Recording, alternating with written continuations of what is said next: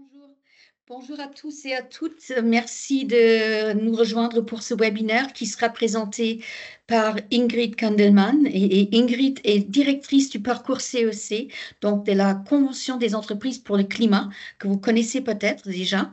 Et elle va animer, en fait, elle est directrice du programme pour le dialogue social et l'environnement, donc pour les représentants du personnel. Et elle est également consultante à son compte et spécialiste de l'accompagnement du changement. Moi, je suis Ute Meyenberg de la CFDT Cadre, vous me connaissez déjà, secrétaire nationale. Et en fait, nous étions intéressés à vous montrer ce webinaire, d'une part pour faire un peu cette promotion de ce programme que la Convention des entreprises pour le climat lance et qui est vraiment formidable. Moi, j'ai eu la chance de participer à quelques sessions pour la session pour la finance. Et à chaque fois, c'était vraiment très, très entraînant et extrêmement intéressant parce qu'ils invitent des personnalités et des gens qui sont vraiment complètement impliqués dans la transformation des entreprises, donc au niveau environnemental. Et donc, dans un premier temps, Ingrid va nous présenter pourquoi le climat est si important sur le travail. Ça fait aussi écho à notre Conseil national cadre que nous avons eu en décembre et où la troisième table ronde parlait justement de santé et travail. Et ensuite, Ingrid va nous présenter le programme plus en profondeur et il y aura des questions-réponses évidemment à la fin. Donc Ingrid, je te laisse, je te donne la parole et puis on peut commencer donc la, euh, la présentation. Et merci beaucoup, merci de nous présenter cette formidable aventure que j'espère que vous allez tous faire ensuite en vous inscrivant à ce programme.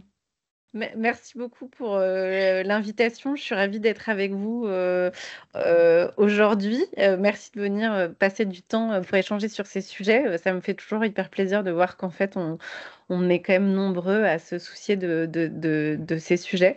Et donc, comme le disait Ute, donc moi, je m'appelle Ingrid Kandelman. Je bosse à mon compte. Je suis indépendante depuis une bonne dizaine d'années maintenant. Je suis juriste en droit du travail de formation.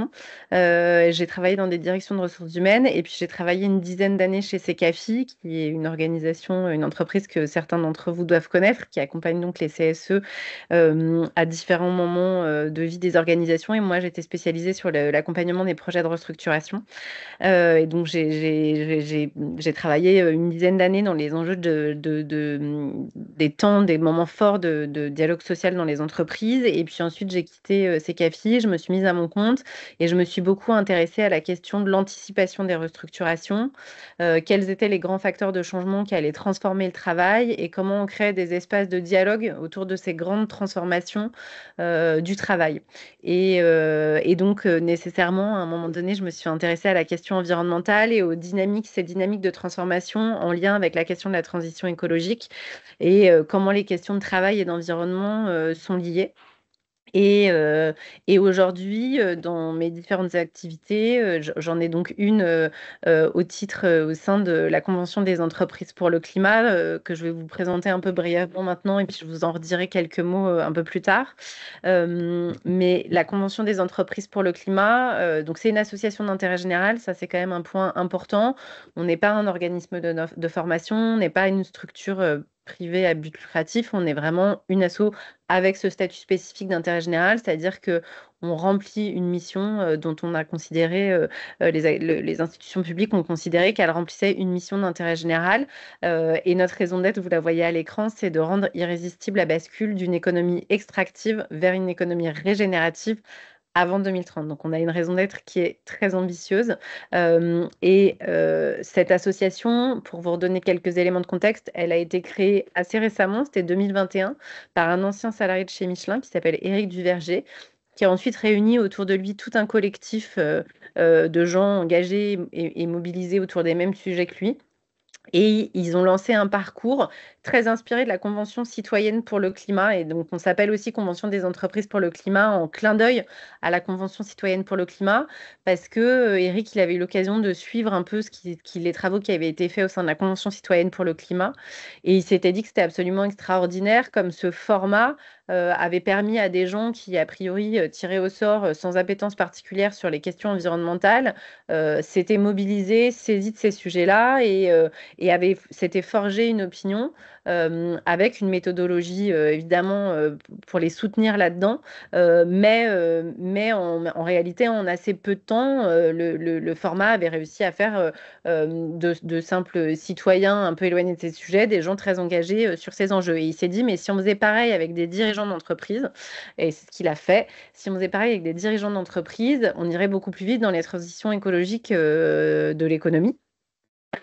Et donc, il a monté un premier parcours en 2021 avec 150 entreprises qui étaient représentées par leurs dirigeants. Donc, il y a une des conditions sine qua non pour participer au parcours à l'époque, c'était forcément que le directeur ou la directrice générale de l'entreprise vienne participer aux sessions.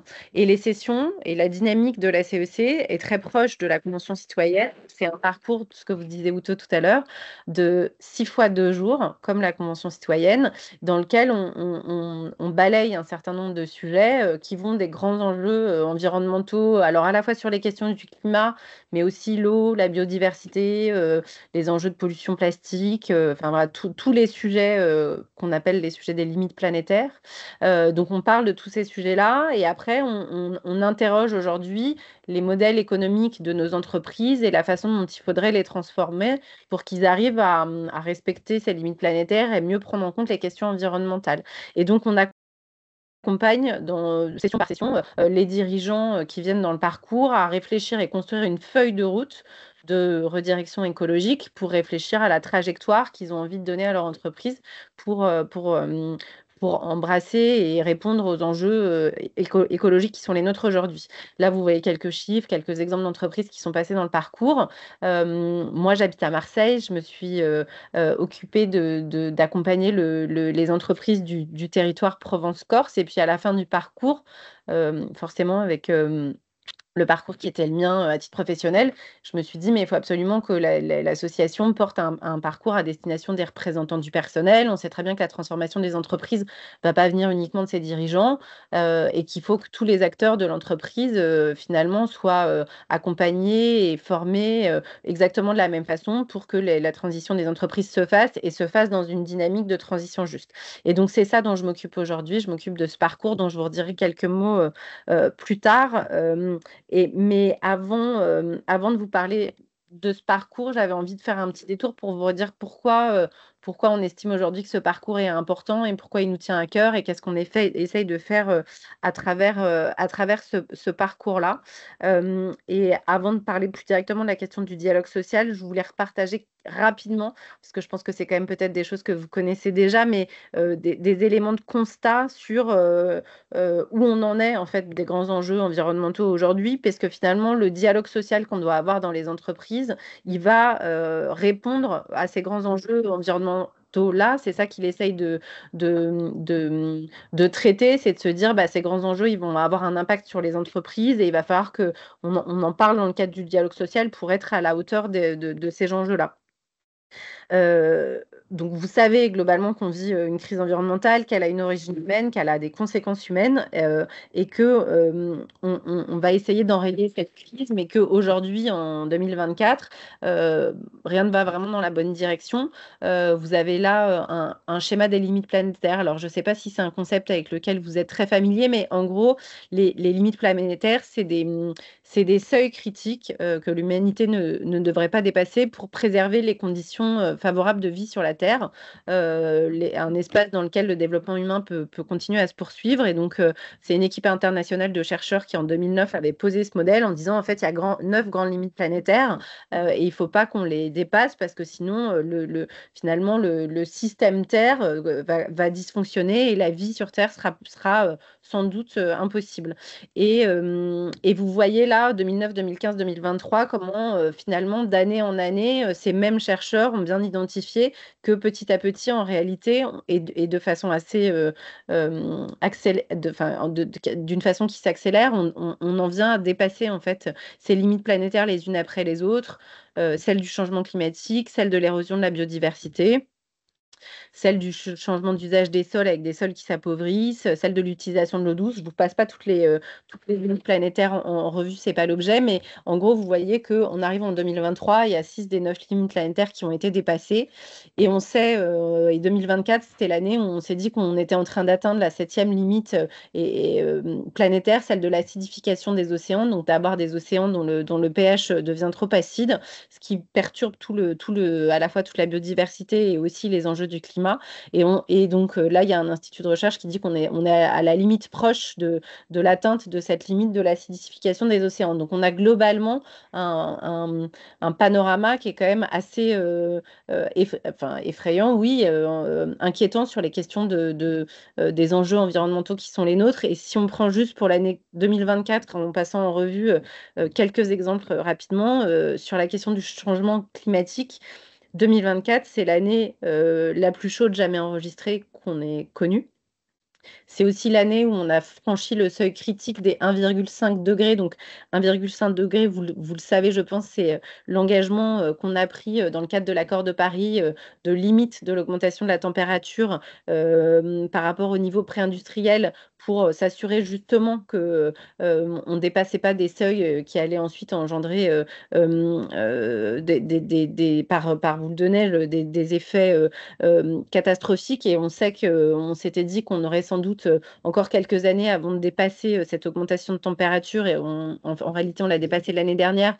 Et donc, on se projette plutôt à un horizon plus 3 ou plus 4 degrés à la fin du siècle de réchauffement climatique. On a eu évidemment des événements météorologiques extrêmes dévastateurs et de plus en plus nombreux, à la fois plus intenses et plus nombreux. Bon, ça, je réévoque peut-être les incendies de Los Angeles et vous les aurez assez rapidement en tête puisqu'ils ont été extrêmement dévastateurs. Sur la question de la biodiversité, 2024, c'est aussi l'année où, je vous remettrai peut-être la référence, je ne sais pas si elle est sur le slide, il y a eu un rapport produit par le WWF qui a expliqué qu'il y avait des écosystèmes clés comme celui de l'Amazonie, qui étaient en train d'atteindre des seuils critiques de dégradation. Ce qui veut dire, en fait, cette idée de seuil critique, c'est que ils se dégradent tellement que ce sont des écosystèmes qui perdent leur capacité de résilience par rapport à un nombre de pressions trop fortes accumulées, et donc ils ne peuvent pas se restaurer. Et donc à un moment donné, on pense qu'on ne va pas réussir à retrouver des états qu'on connaissait et qu'en fait les systèmes, en l'occurrence de biodiversité, s'effondrent. Et puis peut-être juste dernier sujet, et puis après j'en reviendrai au cœur de notre thématique commune, mais celle des nouvelles entités. Donc les nouvelles entités, c'est un nom un peu barbare, mais qui est donné justement par l'équipe de chercheurs qui a travaillé sur les limites planétaires. Les nouvelles entités, c'est tout ce qu'on crée, nous, les humains, qui n'existaient pas, qui sont des matières qui n'existent pas en tant que telles sur la Terre. Et donc évidemment, vous voyez là l'image du plastique, et donc ça, j'imagine que vous entendez régulièrement des éléments d'information sur la pollution que génère le plastique dont on ne peut évidemment pas se débarrasser et qu'on ne peut pas recycler dans les quantités qu'on produit. Et puis l'autre exemple dont vous avez beaucoup entendu parler et qui caractérise 2024 à mon sens, c'est les PFAS. Les PFAS, vous savez, c'est cette matière qu'on retrouve dans les poêles en téflon et qui est une matière voilà, qu'on a créée par la chimie et qu'on ne sait pas du tout, dont là aussi on ne sait pas du tout se débarrasser. Et donc il y a eu une loi finalement cette année en France qui a permis l'interdiction de l'utilisation de cette matière des PFAS. Mais on sait aussi qu'en fait en Europe, il faudrait 100 milliards d'euros par an pour réussir à dépolluer les sols de ces polluants. On appelle ça des polluants éternels puisqu'on ne sait pas s'en débarrasser. Et donc la facture, si à un moment donné, on voulait prendre à bras-le-corps ce sujet-là, toutes ces entités ayant évidemment des effets toxiques sur notre santé et sur la planète, voilà, ça serait de 100 milliards d'euros par an. Donc 2024, pour moi, c'était vraiment synonyme de prise de conscience aussi autour de ces enjeux plastiques et polluants éternels. Et puis le dernier élément que je voulais quand même partager avec vous, parce que je pense que dans les sujets qui nous lient, j'imagine, il y a quand même la question sociale qui est importante. Et il n'y a pas de chiffres spécifiques pour l'année 2024, mais je voulais repartager avec vous à quel point les questions environnementales sont aussi des questions d'inégalité sociale. Et les sujets sont absolument pas à dissocier, puisqu'on sait très bien que les groupes sociaux les plus exposés en fait à toutes les catastrophes environnementales qu'on va être amenés à connaître dans les années à venir sont aussi les groupes les plus vulnérables, ceux qui ont les moins fortes capacités d'adaptation, et que évidemment toutes ces crises-là vont aggraver leur situation socio-économique, celle des plus précaires, alors qu'ils n'en sont pas les plus responsables. Je vous ai remis là à l'écran quelques chiffres. Les 1% les personnes les plus riches émettent autant de CO2 que les 2 tiers les plus pauvres de l'humanité. Donc voilà, on sait qu'on n'a pas tous la même responsabilité dans la situation qu'on vit aujourd'hui. Et néanmoins, les plus exposés sont ceux voilà, qui sont dans les situations les plus précaires. Donc on voit bien que les sujets environnementaux et les sujets sociaux sont complètement imbriqués, et qu'on vit du coup une crise aujourd'hui qui est évidemment une crise grave, urgente et systémique, et qu'il faut prendre cette crise à bras-le-corps, et que cette crise, elle concerne très directement les entreprises. C'est pas une crise environnementale qu'on vit en tant que citoyen uniquement, c'est aussi une crise en réalité qui concerne, comme elle est systémique, l'ensemble des acteurs, que ce soit l'État, les citoyens, mais aussi évidemment les entreprises qui vont être en réalité, je pense, très directement et rapidement contraintes d'agir, pas nécessairement par conviction, et je pense que la période qu'on vit actuellement nous montre bien que ce sera sans doute pas par conviction dans la majorité des cas, mais néanmoins, en réalité, ce qu'on appelle le nouveau régime climatique, c'est cette réalité environnementale dans laquelle on vit aujourd'hui, elle va contraindre les entreprises à prendre ce sujet à bras-le-corps, qu'elles le veuillent ou non.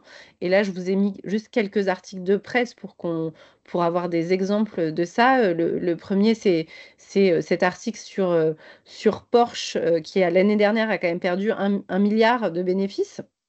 C'est pas rien, à cause d'une inondation d'un de ses sous-traitants qui l'approvisionnait en aluminium, et n'a plus pu, à la suite de cette inondation, l'approvisionner, engendrant pour Porsche voilà, une perte d'équivalent d'1 milliard d'euros. Et donc, peut-être que Porsche, en l'occurrence, je ne connais pas la stratégie environnementale de Porsche ni le positionnement de Porsche sur ces sujets-là, mais en tout cas, c'est sûr qu'après un incident de ce type-là, sans doute qu'au sein de la direction de Porsche, les dirigeants vont se dire qu'il faut prendre ce sujet à bras-le-corps, ne serait-ce que pour des raisons économiques.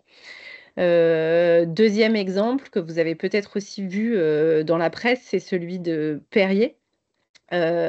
Perrier qui utilise au sein des nappes phréatiques des territoires, des bassins sur lesquels les sites industriels sont installés, et qui aujourd'hui, ces nappes phréatiques étant tellement dégradées, ne va plus pouvoir donner l'appellation d'eau minérale à l'eau de Perrier, puisque finalement les nappes phréatiques sont tellement dégradées que cette eau, pour qu'elle soit buvable, doit être traitée. Donc c'est absolument plus de l'eau minérale. Et donc il y avait eu un article en fin d'année dans Le Monde qui portait, voilà, qui mettait en avant un rapport de l'ARS sur ce sujet, pour là aussi montrer que à un moment donné, pas pour des questions climatiques, mais là pour des questions en lien avec les cycles de l'eau et ces ressources qu'on considère comme étant gratuites et complètement accessibles sans le regard de qui que ce soit, finalement, on est aujourd'hui dans une situation telle qu'une entreprise comme Perrier, elle va plus pouvoir continuer son activité comme avant. Dernier exemple, je vous l'ai cité tout à l'heure, c'est celui des incendies de Los Angeles, parce que ils mettent aussi en avant à quel point le monde, par exemple, des assureurs est un monde qui a déjà beaucoup changé et qui va changer de plus en plus dans les années à venir. Il y a quand même énormément d'assureurs qui se sont retirés des territoires autour de Los Angeles et qui refusent d'assurer des maisons à cet endroit-là, sachant très bien qu'en réalité, les incendies vont se reproduire. Et il y a eu beaucoup de rapports qui sont sortis ces dernières années pour dire à quel point le métier d'assureur est remis en cause, parce que finalement, le risque devient assez incalculable, c'est-à-dire que les modèles utilisés par les assureurs et les actuaires pour calculer les risques sont plus ceux qu'on peut mobiliser pour identifier les risques à venir. Et donc, en fait, le risque devient incalculable. il devient insupportable parce que c'est des montants financiers qui sont bien au-delà de ce que ces assureurs imaginaient devoir avoir à couvrir. Et donc là aussi, pour eux, le métier se transforme. Et puis, c'est des sinistres qu'ils disent être ingérables au sens où c'est des sinistres qui sont souvent assez chaotiques et qui ne s'accompagnent pas du tout et qui ne se réparent pas comme les sinistres qu'on avait connus jusque-là. Donc là aussi, si on prend typiquement le métier d'assureur, indépendamment des convictions de ces assureurs-là, on voit bien que très directement, ils vont prendre de plein fouet les questions environnementales. Dernier exemple que je voulais vous donner, je suis un peu longue peut-être, mais c'est important, je pense qu'on se redise ces éléments de contexte. C'est le secteur de la santé. Moi, j'ai un chiffre qui m'a beaucoup frappé quand je l'ai appris, c'est qu'aujourd'hui, 50% des médicaments sur ordonnance qu'on utilise en France sont synthétisés à partir d'espèces de plantes médicinales qui sont en cours de régression ou menacées d'extinction. Ça veut dire qu'aujourd'hui, 50% des médicaments qu'on utilise tous les jours, des antibiotiques, enfin voilà, les médicaments sur ordonnance dont on est content de pouvoir se bénéficier ou de donner à ses enfants, c'est des médicaments qui reposent sur des plantes qui vont disparaître dans les 50 ou 70 prochaines années. Ce qui veut dire qu'en fait, ces médicaments-là, à moins de les synthétiser avec d'autres plantes, faudrait-il qu'il y en ait d'autres, on va plus pouvoir, là non plus, continuer à les utiliser. Et donc là aussi, on voit bien que typiquement, les entreprises de la pharma, elles vont devoir, elles qui ont une énorme dépendance en fait à la biodiversité et aux plantes médicinales, elles vont devoir repenser leur activité. Et donc là, c'était un article du Monde qui disait, mais finalement aussi, dans ce secteur-là, en réalité, la question de la sobriété et de repenser profondément la façon dont on mène son activité est devenue indispensable. Voilà, c'est quelques mots pour vous dire que, à mon sens, aujourd'hui, et même si sans doute que tout le contexte actuel peut nous donner l'impression du contraire, il me semble que l'entreprise telle qu'on l'a connue, son statu quo est impossible et elle va de toute façon devoir prendre à bras le corps les sujets environnementaux et les changements qu'elle va devoir euh, mettre en place, c'est pas des petits changements, c'est pas des ajustements techniques, c'est pas des changements à la marge. Si on prend juste la question du climat, l'enjeu c'est de réduire de 80% nos émissions de gaz à effet de serre d'ici à 2050. Une réduction de 80% sur une courbe, vous imaginez bien que c'est une courbe qui a une pente extrêmement forte et rapide. Et donc ça, c'est pas des choses qu'on peut faire en changeant quelques petites choses dans son mode de fonctionnement, en fait. C'est repenser en profondeur son entreprise et son activité qui devient nécessaire pour réussir à être à la hauteur des enjeux qui sont les nôtres. Et tous ces sujets-là, et là j'en viens peut-être un peu plus au cœur de notre sujet à nous, tous ces sujets-là, en fait, ils sont complètement imbriqués pour moi à la question du travail. Et d'ailleurs, je pense c'est un sujet enfin, c'est un lien qu'on fait en fait pas aujourd'hui tant que ça. On le fait un peu plus qu'avant, mais justement, c'est un sujet qui mérite d'être beaucoup plus porté par tous les acteurs, notamment des questions sociales, parce qu'en fait, les questions de travail et d'environnement, elles sont complètement imbriquées. Là, je vous ai mis 4 articles de presse du Monde de 2024. Là aussi, j'essaye de rester dans l'actualité. 4 articles de presse que j'avais jamais vus ces dernières années dans le monde. Et donc, on voit bien qu'il y a une prise de conscience quand même qui se fait. Alors, c'est un peu des signaux faibles, mais néanmoins, ils sont là. Une prise de conscience du fait que les sujets travail-environnement, ils sont liés. Je vous les recite pas tous.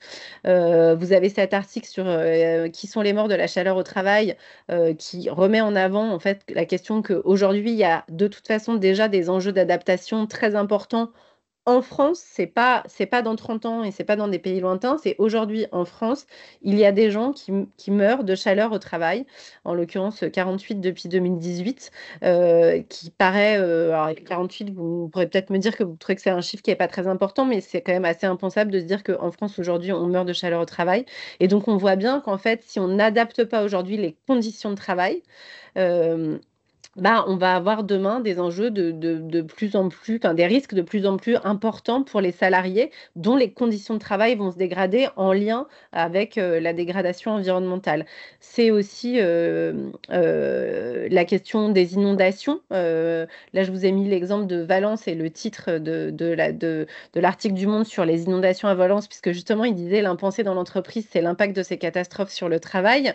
Mais vous pouvez aussi avoir en tête peut-être toutes les inondations qui ont eu lieu dans les Hauts-de-France en fin 2003 et dans laquelle il y a énormément d'entreprises en France qui ont été contraintes d'arrêter leur activité parce qu'elles étaient inondées, des gens dont les maisons étaient inondées qui ne pouvaient plus aller travailler et personne s'était demandé comment on allait organiser à un moment donné le fait que ces gens n'allaient pas pouvoir venir travailler parce que finalement leur maison était inondée, et des entreprises qui, un an plus tard, parfois licencient parce que finalement, leur stock avait été à l'époque complètement inondé et qu'elles n'ont jamais réussi à retrouver leur niveau d'activité et qui sont contraintes, c'est le cas d'une imprimerie qui s'appelle la CIB dans les Hauts-de-France et qui a été contrainte cette année de licencier des salariés en lien avec ces inondations. Et donc, c'est évidemment un motif économique, mais en réalité un motif environnemental de licenciement.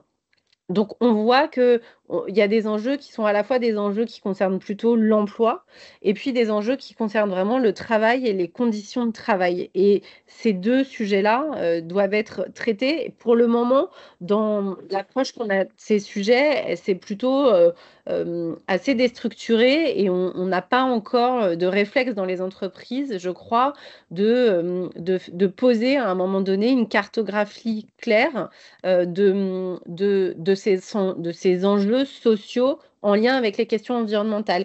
Qu'est-ce que la dégradation de l'environnement fait au travail aujourd'hui dans mon organisation en termes d'horaire de travail, d'organisation du travail, d'outils de travail, de process de travail? Qu'est-ce que ça va venir changer?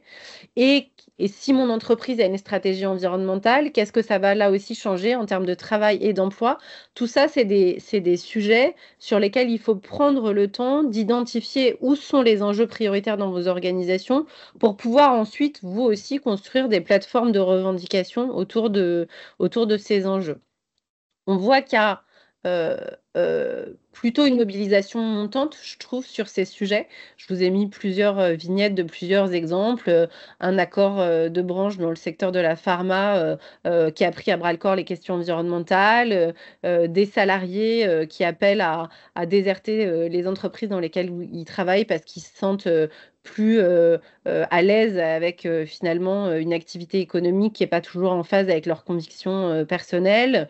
Je vous les ai mis l'initiative que vous connaissez évidemment du pacte de pouvoir de vivre avec ces nouvelles alliances qui se créent entre des syndicats et puis des ONG pour travailler ensemble à la prise en compte de ces sujets à la fois socio-environnementaux.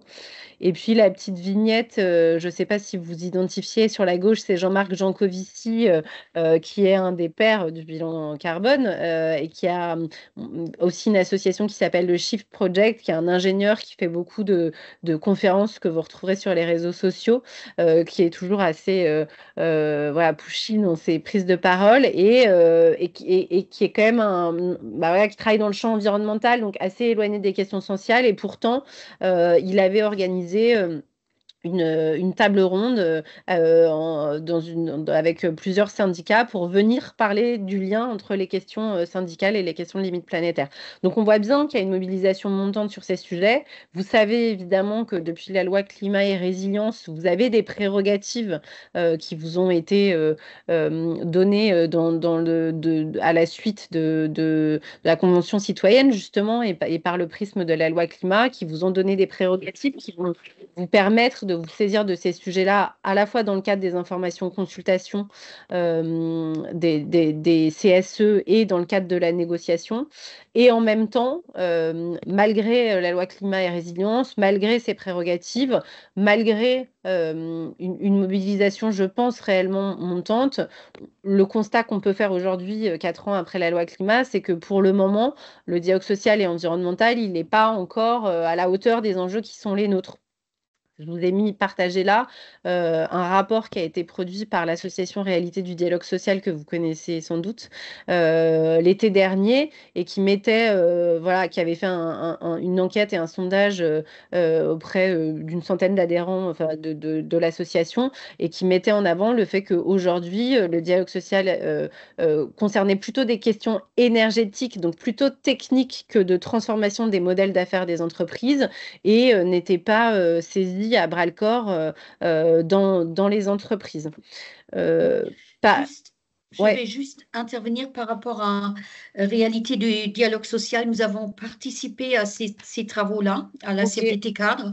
Et effectivement, les travaux continuent actuellement. On se demande effectivement comment faire pour amener les syndicats et les entreprises à plus s'emparer du sujet par rapport à un dialogue. Et en fait, je pense que ce que tu as donné là comme exemple, ce sont de très bons exemples, très concrets, parce que quand il fait trop chaud, par exemple, il faut aménager les temps de travail aussi, ouais, ou quand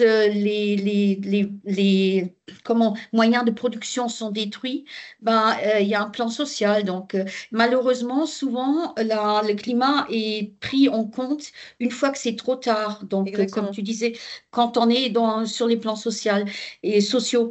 Et c'est justement ça qu'il faut changer et qu'il faut voir. Je te redonne la parole. Oui, complètement. Bah, je vous redonne un autre exemple assez simple et concret. C'est si on a une entreprise, par exemple La Poste pour ne pas la nommer, devait électrifier sa flotte de véhicules, on peut se dire, bah voilà, c'est une décision pour l'environnement, c'est une bonne décision. Alors après, n'ouvrons pas la question de savoir s'il faut ou pas électrifier les véhicules, mais disons que ça va dans la bonne direction. Mais ça, clairement, pour un facteur, avoir un véhicule électrifié, ça peut avoir des conséquences très positives parce qu'à un moment donné, ça va être un véhicule qui a des meilleures conditions, qui est une meilleures conditions de travail. Et en même temps, si ce n'est pas des sujets qui sont anticipés, mais comme tous les sujets de réorganisation ou de transformation des outils de travail, on peut aussi avoir des facteurs qui se retrouvent à devoir devenir recharger leur véhicule au milieu de leur tournée parce que finalement, l'autonomie n'est pas suffisante et que si on ne s'est pas posé des questions en lien avec l'organisation du travail dès le démarrage et en ouvrant des espaces de dialogue sur ces sujets-là, eh ben on peut finir par avoir des décisions qui sont bonnes pour l'environnement, mais mauvaises pour les salariés et avoir des salariés qui vont finir par se dire, bah, moi, la question environnementale, ça devient plutôt un frein dans mon activité, un facteur de perturbation qu'une dimension d'amélioration. Alors qu'inversement, je pense que la question environnementale, c'est aussi une façon de reprendre le sujet du sens au travail et de la qualité du travail, qui est un sujet sur lequel on a quand même eu du mal ces dernières années à embarquer les directions pour prendre ce sujet à bras-le-corps. Or, la question environnementale, elle permet de revenir en se disant, en fait, sans doute qu'un travail bien fait d'un point de vue environnemental, c'est aussi un travail bien fait pour le salarié si ça a bien été pensé dans le cadre du dialogue social au démarrage.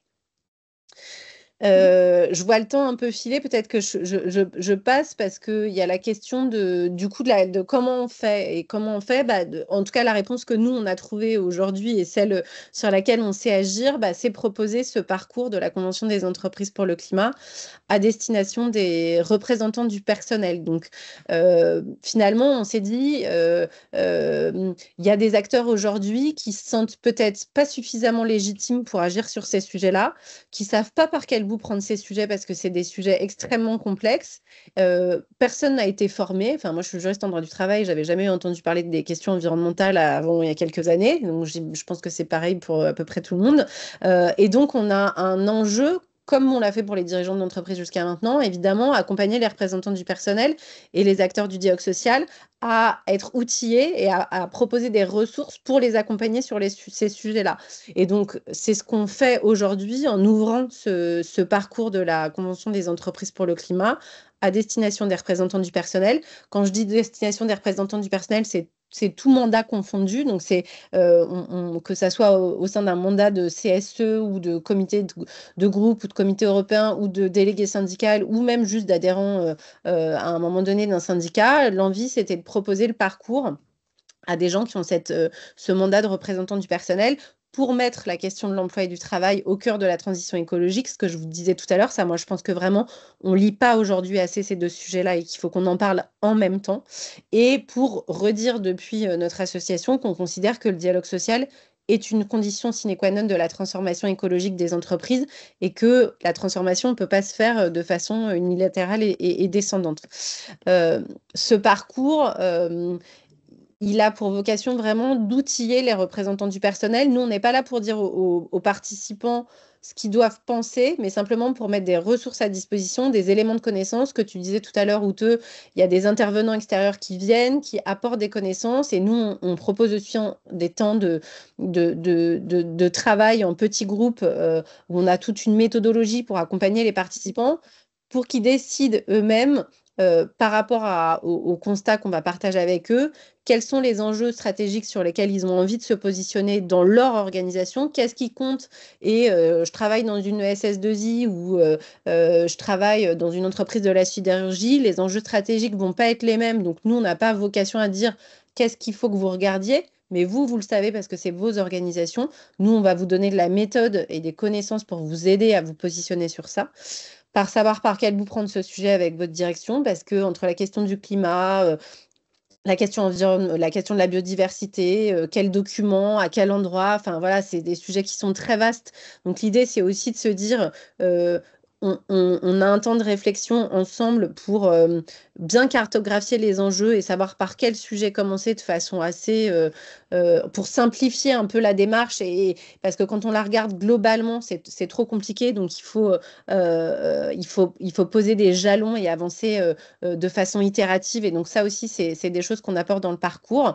Bien poser les liens entre travail et environnement. Et puis construire une stratégie de mobilisation sur ces sujets aussi, parce que l'idée, après le parcours, dans le parcours viennent quelques représentants des salariés, mais donc pas tous les salariés d'une entreprise, pas la direction. Donc, il faut aussi que les participants, ils arrivent à identifier quelles alliances ils vont devoir créer avec des ONG, avec des associations extérieures, avec les salariés, comment on en parle avec la direction, qu'il faut qu'on mobilise des leviers juridiques. Enfin, chacun va avoir sa stratégie d'action, mais il y a dans le parcours un temps qui est posé pour pouvoir justement, une fois qu'on s'est fait une idée des sujets qu'on a envie de défendre, pour savoir comment on s'y prend. Le parcours, donc je vous le disais, il s'adresse à des représentants du personnel, quel que soit leur mandat.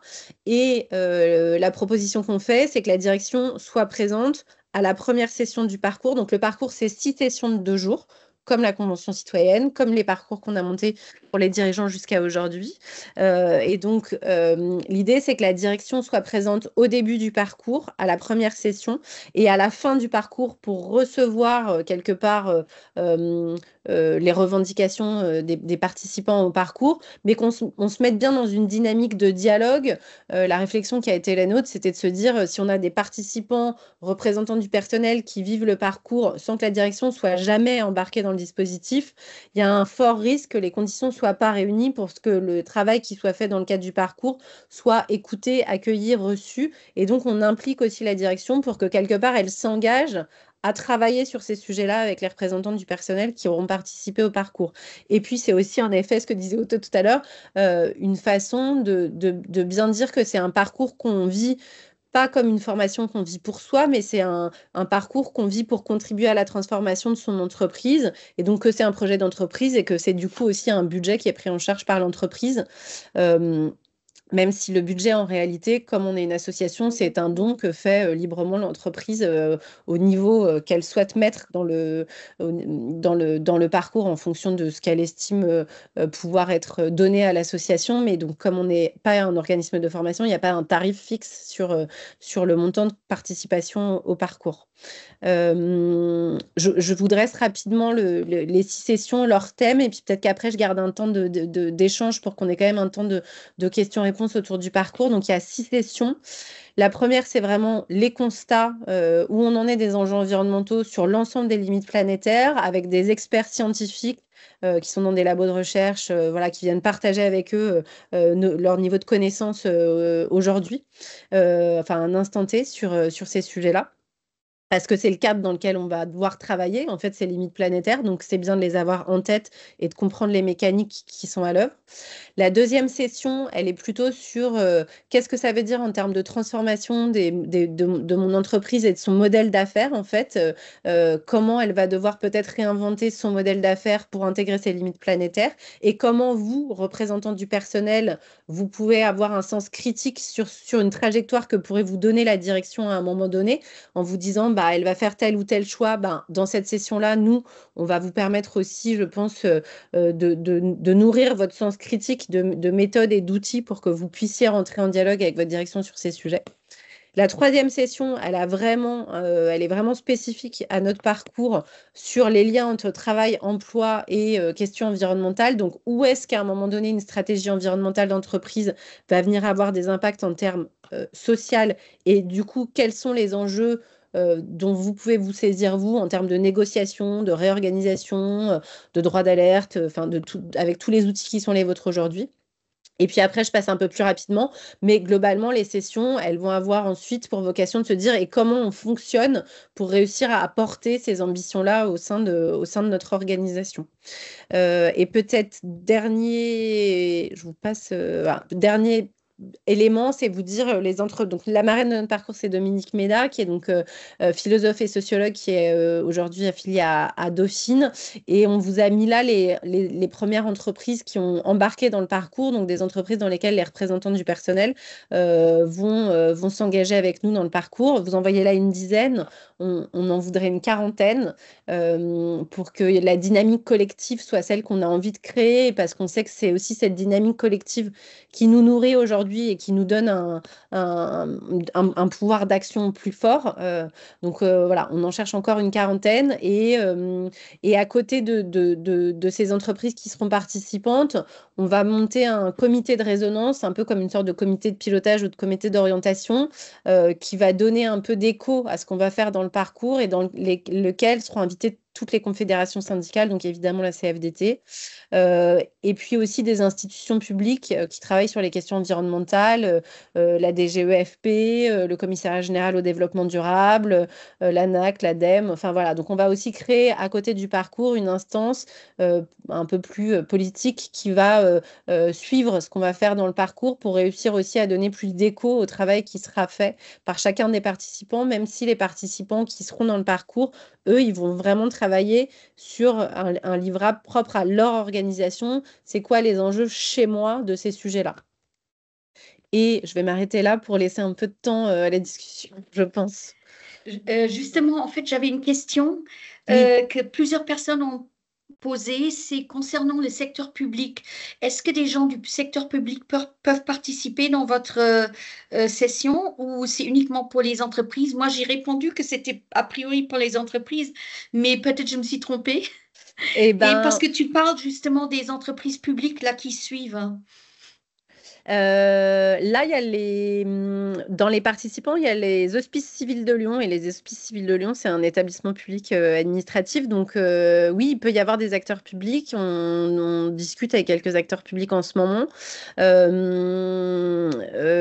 Donc, il n'y a pas de contre-indication. Alors, c'est vrai que moi, je viens du secteur privé et j'ai un vocabulaire qui est.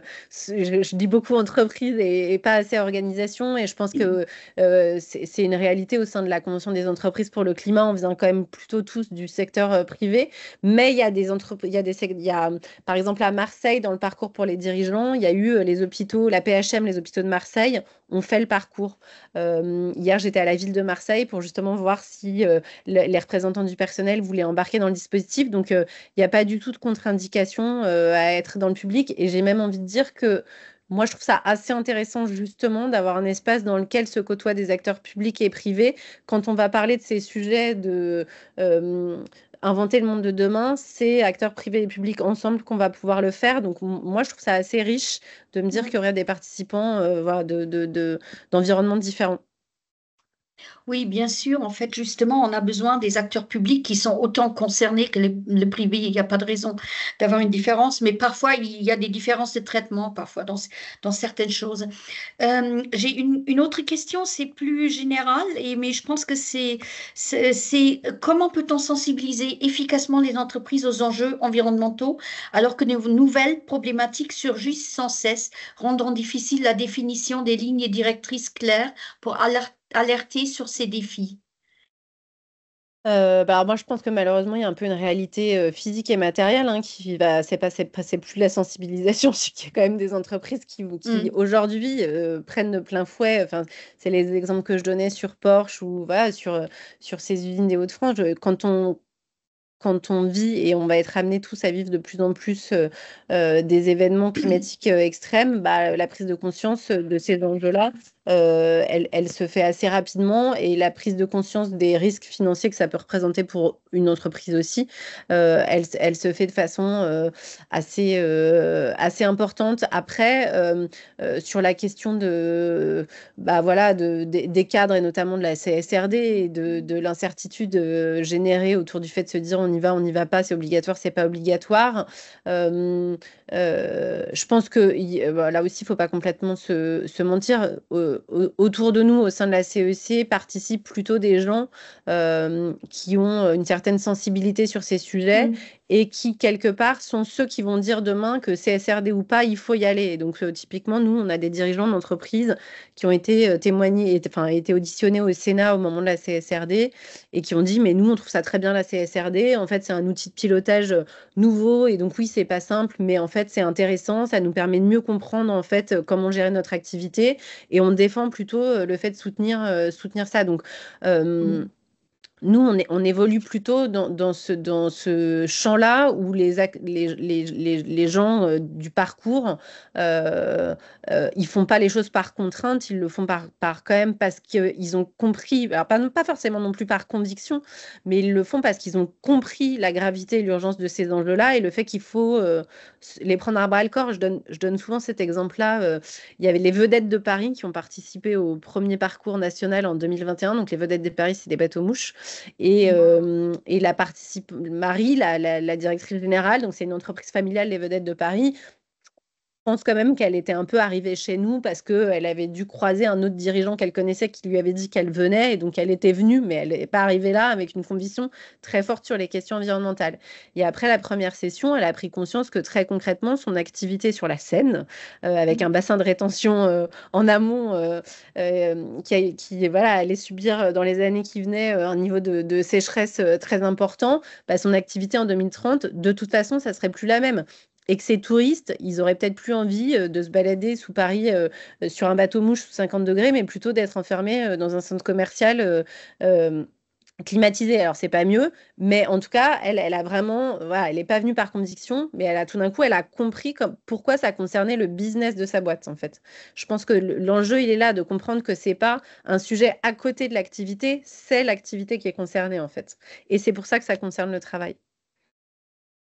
Euh, j'ai deux questions. En fait, une, c'est quelqu'un de la CFDT Fonction publique qui est intéressé par la CEC et elle demande si ce sont les établissements qui prennent en charge le coût de, de la, Ouais, de la formation, enfin du du parcours. projet que vous Ouais. présentez. Mm. Oui, dans les hospices civils de Lyon, là, c'est l'établissement des hospices Mm. civils de Lyon qui libère du temps pour les participants, parce que c'est quand même 12 jours. Donc, en fait, s'il n'y a pas à un moment donné une validation de la direction, c'est Mm. difficile de prendre ces 12 jours. On peut quand même prendre des Mhm. congés pour se former sur ces sujets et qui libère le budget. Oui. Et ce qui est intéressant aussi, c'est que contrairement aux autres sessions, il y a des binômes et là, il y a un trinôme, un triangle en fait, avec Ouais. quelqu'un de la direction. Donc, ce qui fait que finalement, il y a quand même cette idée de former, enfin former ou comment dire, Sensibiliser. entraîner Mm. à la fois les IRP et les directions dans une formation, une aventure commune. Oui, et c'est même un peu plus qu'un trinôme parce que on a écrit, et c'était peut-être encore dans Oui, les slides, là, que côté représentant du personnel, il fallait venir à deux, et c'est vrai que nous, on est habitués à ce binôme.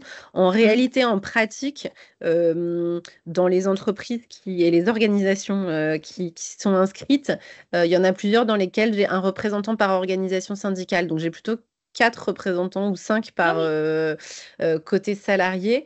Et nous, ça nous va bien parce qu'en fait, plus on accompagne. Moi, je pensais pas au début qu'il y aurait autant de gens qui potentiellement voudraient venir. Donc, je m'étais pas dit qu'il y aurait cette demande. Mais en fait, on l'a et on a plutôt des dynamiques d'intersyndicales qui se lancent.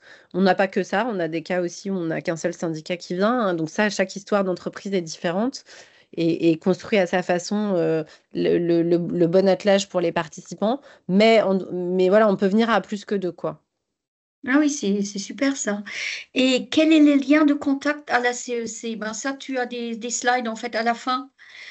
Euh, Oui, c'est moi. Je peux vous remettre mon mail là, mais sinon, je je vais vais le vous mettre envoyer là. dans le support de présentation. Là, il y a un dernier slide avec mes coordonnées et puis Oui. les coordonnées d'Antoine et Angela avec qui je travaille, qui Oh sont avec là, moi sur le parcours.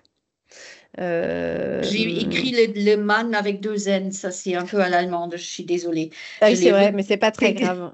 Mais j'ai- je remettrai mon mail après. Peut-être un dernier point, parce que j'ai lu un peu rapidement le chat, donc je réagis peut-être un peu à côté, mais pour vous Hmm, partager ce point-là, parce que c'est une discussion que j'ai eue souvent aussi, je pense qu'il existe aujourd'hui beaucoup de dispositifs de formation sur les sujets environnementaux qui peuvent être portés par différentes organisations, par des confédérations syndicales, par des syndicats dans des entreprises, par des unions régionales, enfin à différents niveaux.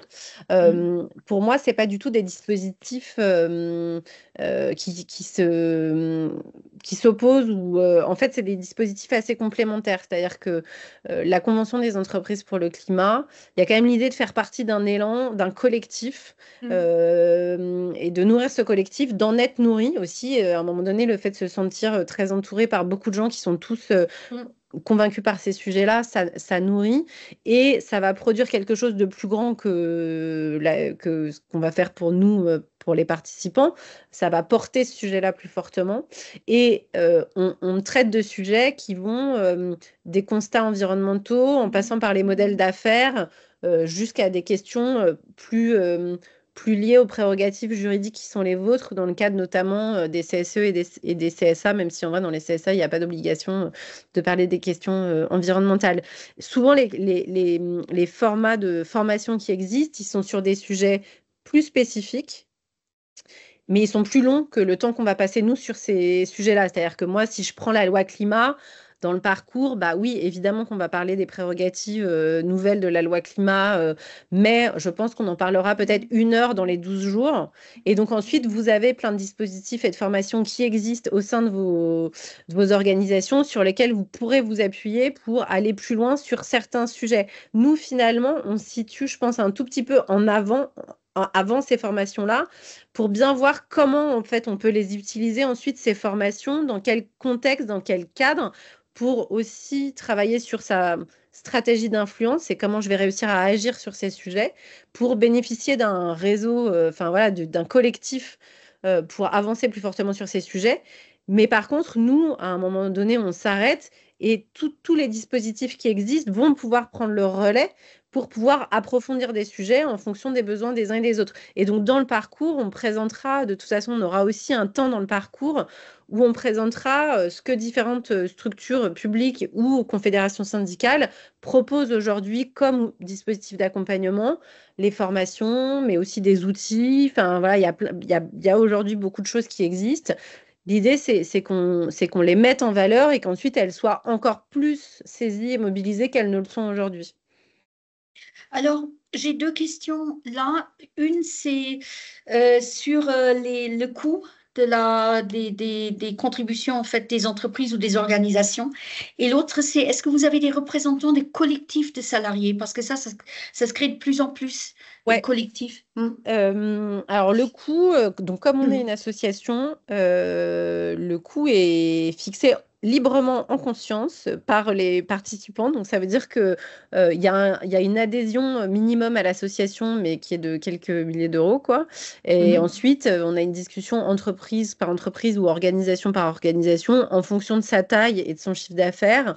Bah, il y a un peu une logique de Robin des Bois, quoi. L'idée, c'est que les gens qui ont beaucoup de moyens donnent un peu plus que ceux qui en ont moins et qu'à la fin, tout le monde puisse participer, quoi. Pardon, je vous fais une réponse pas très précise, mais parce que le statut d'association d'intérêt général fait qu'en fait, il n'y a pas un coût fixe qui est mis en face du parcours. Le don, il est déductible d'impôt pour les structures qui payent un impôt. Et donc, ça veut dire aussi que l'entreprise qui, à un moment donné, j'en sais rien, si elle nous donne 20 000 euros pour le parcours, eh ben, en fait, ça lui en coûte 8 et pas 20. Ça, c'est le premier point. Mais ce que je peux vous dire aussi, c'est que dans les discussions que j'ai eues aujourd'hui avec les entreprises qui sont participantes, le coût est finalement pas tellement un sujet. Je pense que en fait, c'est vraiment est-ce que c'est un sujet prioritaire ou pas? Ça, c'est un enjeu. Qui vient? Euh, Ça, c'est un sujet de discussion. Les sous, ça l'est moins. Mais aussi parce que je pense que nous, c'est aussi moins notre sujet. Mhm. Voilà. Et sur les collectifs, on a eu la discussion un peu avec eux. On les a invités. On a présenté le dispositif au sein de l'association Les Collectifs pour savoir, on s'était dit que peut-être qu'il y avait notamment chez Michelin, il y a un collectif très fort, mais il y a aussi des syndicats. On s'était dit peut-être qu'il pourrait y avoir, voilà, dans une entreprise, des gens avec des mandats différents et des collectifs de salariés qui viennent. C'est pas le cas en pratique. Voilà. Mhm. Il y a pas Euh, de, je suis pas sûre que aujourd'hui les collectifs trouvent cette place prennent cette place dans les organisations, quoi. d'accord. Une question sur la place de l'IA dans la formation, enfin globalement. Bah alors nous, l'IA, c'est pas un sujet en tant que tel. Si on aborde la question de l'IA, ça sera par le prisme de la question environnementale et voilà de l'empreinte environnementale de l'IA, mais c'est pas le cœur du parcours qui a vraiment en son cœur le fait de se dire comment on fait pour prendre soin de Mm. nos organisations de travail et de nos organisations humaines, quoi. Et on en a déjà assez parlé, je trouve. Mais bon. Alors, en tant qu'organisation syndicale, est-ce possible de proposer une organisation patronale, une participation conjointe à ce parcours dans le cadre des négociations d'accords de branche? Bah, on n'a pas eu ce cas pour le moment, mais on peut en discuter. On peut en discuter. Le parcours, il vise quand même vraiment à une réflexion sur la transformation d'une organisation concrète. Mais je me suis pas posé la question de savoir comment ça fonctionnerait, enfin, est-ce que le contenu du programme serait bien adapté? Mais c'est intéressant, évidemment, d'avoir tous les échelons dans les participants, quoi. Donc, je serais ravie d'en parler. Disons, effectivement, par exemple, l'accord de la branche Pharma, pharmaceutique, ouais. c'est bien un exemple. Je ne sais pas s'il y en a d'autres d'ailleurs. Je crois que c'est pour l'instant un des seuls. Moi, j'en connais pas Euh, d'autres, non. ouais, c'est ça. Euh, L'entreprise dans laquelle je suis salariée a déjà fait le parcours CEC, sans Ah, inclure les IRP, bien sûr. Que faire dans cette situation? bah, Reproposer, hein? Ah bah m'appeler ouais. et que nous, on les contacte aussi Ouais. pour leur dire que... Donc moi, j'essaye quand même de dire à nos participants dirigeants, bah, en fait, vous devriez tous envoyer Voilà, proposer à vos représentants du personnel s'ils ont envie de venir. C'est évidemment pas le cas, malheureusement. Mais donc, normalement, c'est censé être un élément facilitant pour pouvoir rentrer dans le parcours représentant du personnel. Et c'est le cas, enfin, dans les participants, les premiers qui sont engagés, c'est des gens qui ont fait la CEC, hein. Mm. Honnête, elle avait fait la CEC. Les Hospices civils de Lyon, ils avaient fait la CEC. Voilà, donc ça peut être un argument positif. Donc ça, bah, ça, faut me faire aussi un message. Et puis avec le nom, je regarde où le parcours a été fait et on peut retisser le lien pour remonter et réactiver les choses, quoi. Mais Mm. j'avoue que ça me paraissait évident que nos dirigeants s'engageraient dans ce parcours et je pense que j'étais un peu naïve, peut-être. Bon. Euh, alors, est-ce que les entreprises du CAC 40 du secteur télécommunications font partie de celles qui ont développé des formations communes RSE, transition climatique? Sinon, comment faire bouger les choses au niveau des CEE, donc comité L'entreprise européen? européenne. Ouais, je pense que là, on parle d'Orange, hein. Ouais, Je ne bah sais pas alors, s'il y a beaucoup d'entreprises. Enfin bon. Et les prérogatives renforcées en matière de RSE instaurées par la loi climat l'ont été, ont été sans doute des moyens complémentaires dans l'articulation entre un CSEC, donc comité de groupe, et plusieurs CEE, me semble difficile à mettre en place. Bon, c'est un commentaire assez élaboré. Euh, Là, j'en ai euh, plusieurs là qui sont oui, très très longs alors, en fait. sur Orange, bah, on a des discussions en cours, voilà, Mhm. mais en effet, plus les entreprises sont grandes et plus ça prend du temps d'identifier si le dispositif peut se lancer et avec quels acteurs. Donc aujourd'hui, on n'a pas de go d'Orange pour avancer. On a le groupe Bouygues, et Mhm. donc avec un bout de Bouygues Télécom dedans, qui va participer au parcours. Ça, c'est un premier élément. Et ensuite, sur les différentes instances et la question du temps. Alors, plus les entreprises sont grandes, plus l'articulation entre les différents niveaux, elle est évidemment pas simple. Moi, je pense qu'elle se regarde vraiment cas par entreprise pour se dire est-ce qu'il faut plutôt arriver avec un niveau groupe ou au contraire trouver une filiale ou un établissement plus petit, plus détouré, et dans lequel on aura plus de marge peut-être de manœuvre et où ça sera plus simple. Ça, il y a que vous qui pouvez le savoir. Enfin, nous, moi, je suis beaucoup trop extérieure pour avoir. Il n'y a pas de généralité Mhm. possible sur ces sujets-là. Donc là, c'est vraiment des discussions qu'on a au cas par cas pour se dire quelles sont les meilleures modalités pour partir. Sachant que la question du temps, nous, on la résout quand même plus ou moins en disant que de toute façon, c'est du temps supplémentaire accordé par la direction pour participer au parcours et que c'est 12 jours en plus qui sont donnés. J'ai Mhm. fait un webinaire il n'y a pas très longtemps qui disait, où quelqu'un disait, mais justement, c'est presque un moyen de récupérer du temps indépendamment du parcours, presque. Finalement, on aurait enfin 12 jours pour pouvoir se poser et réfléchir aux prérogatives qui sont les nôtres. Et pour une fois, on aurait moins ce sujet de temps. Donc, normalement, c'est censé être réglé. Mais bon, après, on sait bien aussi que le temps qu'on prend ne change pas le reste de ce qu'on a à faire dans l'année. Donc, parfois, ça ne résout pas les questions de charge. Mais en tout cas, voilà, le temps, normalement, il est donné par la direction. Moi, j'en vois une là sur y a-t-il une formation pour les syndiqués non représentants? Vous Ah, voulez dire d'accord. des gens qui Celle-là, je sont la vois adhérents pas. dans des Ah entreprises, oui. mais qui sont Mhm. pas, qui n'ont pas de mandat? Ça, pour moi, c'est possible de venir dans ce parcours-là à partir du Mhm. moment où il y a un accord. Enfin, au sein notamment du syndicat. Si le syndicat dit, en fait, j'envoie pas ni mon délégué syndical ni mon élu, mais un adhérent qui est intéressé par ces sujets, moi, j'ai aucune contrainte juridique par rapport à ça. Donc ça, c'est Ça vraiment dépend pareil, c'est après des discussions entre des vous. autres OS aussi, hein, si elles Exactement. acceptent ou pas. On a aussi une question du temps là, parce qu'il est 18h04. Ouais, Donc, je pense que on oui. va remercier tout le monde. D'abord toi, Ingrid, merci Bah, beaucoup. merci à vous. On va donc envoyer les slides à tous ceux qui ont participé ou qui sont inscrits. Et puis, comme ça, il y aura tes adresses, plus deux de tes collègues, j'ai compris. Qui Oui, est-ce qu'on contacte en priorité? C'est moi, toi? oui. D'accord, ok, très bien. Ils ont déjà ton adresse a priori. Et tu vois, il y avait beaucoup de commentaires, hein, donc je crois que les personnes étaient intéressées. Bah, merci Et beaucoup. merci, Et puis, si merci on à n'a toi. pas répondu à des choses, enfin, voilà, n'hésitez pas à me faire signe. Je poursuivrai ces discussions avec plaisir avec vous. Ben, merci beaucoup et à bientôt, Ingrid. Merci. Au revoir. Au revoir.